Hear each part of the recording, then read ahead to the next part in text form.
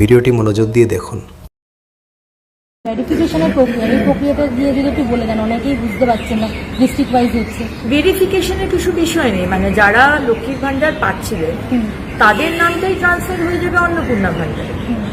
আপনারা 1000 টাকা বা 1200 টাকা পাচ্ছিলেন বা 1500 টাকা এক মাস আগে পেয়েছেন, আমাদের সরকারে আপনারা 3000 টাকা পাবেন। যারা যারা সিএ এর জন্য অ্যাপ্লাই করেছেন তারা পাবেন, কারণ আপনাদের অ্যাপ্লিকেশনের রাস্তায় রয়েছেন, প্রসেসে। যারা ট্রাইব্যুনালে অ্যাপ্লাই করেছেন তারাও পাবেন, কিন্তু যাদের নামটা কাটা গেছে সেটারও ভেরিফিকেশন হচ্ছে, তারা কিন্তু পাবেন না। বাকি যারা পেয়ে এসছেন তাদেরকে আবার করে আমি শুনছি কেউ কেউ যাচ্ছে ফর্ম ফিল আপ করছে, আইসিডিএস কেউ কেউ যাচ্ছে ফর্ম ফিল আপ করছে, বা ডিএম অফিসে গিয়ে নাকি ফর্ম ফিল আপ করছে। এরকম ফর্ম ফিল আপের কিন্তু কোনো বিষয় নেই।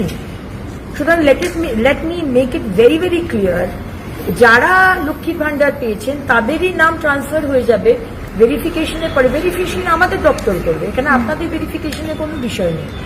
আর যারা ধরুন 15 বছরে পাননি, আচ্ছা বিজেপি করার জন্য আপনাকে দেওয়া হয়নি, বা আপনি খুবই গরিব কিন্তু তাও আপনাকে দেয়নি, তাদের আমরা শুরু করব। আমরা অলরেডি পোর্টাল খুলছি, এখনো কিন্তু পোর্টাল রেডি হয়নি।